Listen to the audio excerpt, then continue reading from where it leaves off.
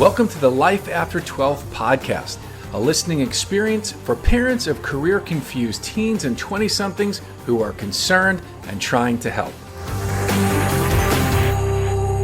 Hello, and welcome to episode 6 of the Life After 12 podcast. In the last episode, we talked about how the mind is powerful and dangerous. And today, we're talking about how false negative beliefs become self-sabotaging behaviors.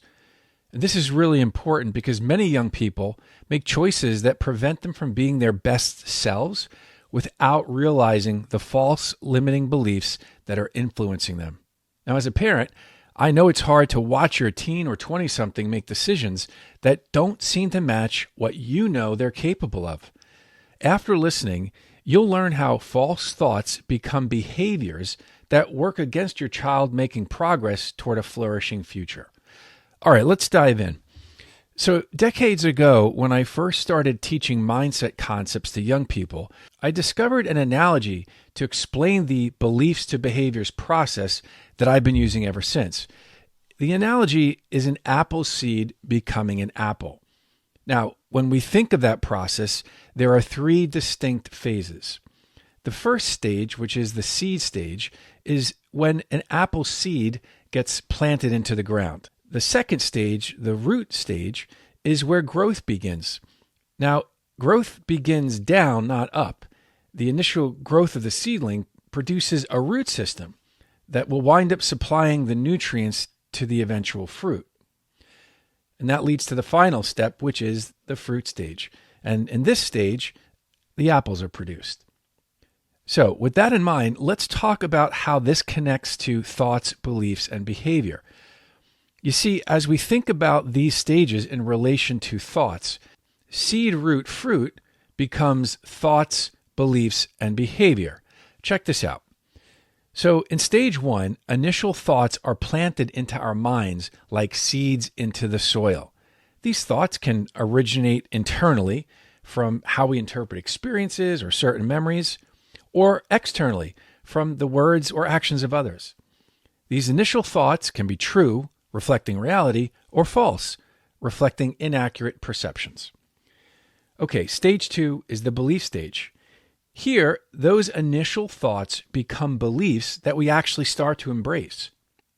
When they're just thoughts, they're not necessarily things we own yet, and that's the big shift in the second phase. The thoughts are now things that we do embrace and agree with. This root system provides the life source of our actions. Stage 3 is the behavior stage, and this is where we start manifesting our beliefs as behavior.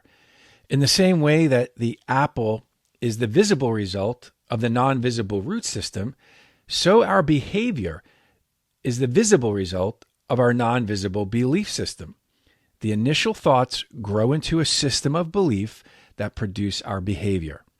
Now, if we bring this back to what young people are dealing with, here's why this matters so much.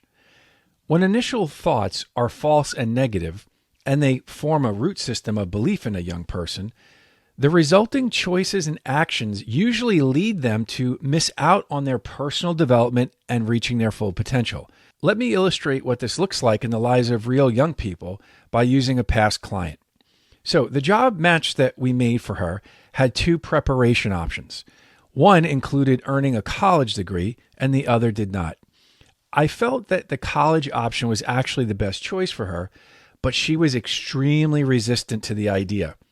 Her choice to avoid college was the fruit. It was the visible manifestation of a non-visible root system.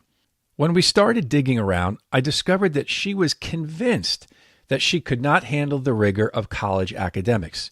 This was the root. It was a false perception that was dominating her behavior. You see, she had graduated from high school with a ridiculously high GPA and several academic awards. There was also substantial evidence in her assessment results that her learning strengths align with those required to do well in college. I further discovered that the initial seed of this root system was planted in her mind a few years prior when she dropped an AP course in high school. She interpreted that as proof that she was not able to do challenging academics. Now, the real reason that she dropped the course was that she was involved in several other activities where she played an important role, and she was feeling burned out. The thing to cut with the least fallout was the AP course. Now, I'm happy to report that after working on this false limiting belief, she did go to college and she's been crushing it. Initially, my client's false perception was robbing her of her full potential by limiting career options. And guys, after decades of this type of mindset work, I am absolutely convinced that a vast majority of young people are plagued by false negative beliefs and are often unaware of them.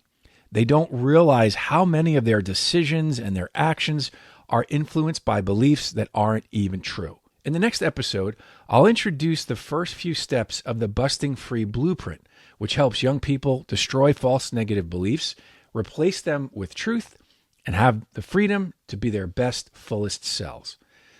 Okay, that wraps it up for this episode. You can find discussion starters for this topic in the show notes, where you'll also find the link to learn more about the Map and Me journey. It's a one-to-one coaching experience that helps teens and 20-somethings identify a true job match in just 6 weeks. Thanks so much for listening. If you found the content helpful, please subscribe and share it with other parents. I do appreciate the support, and I hope you'll join me next time. All the best until then.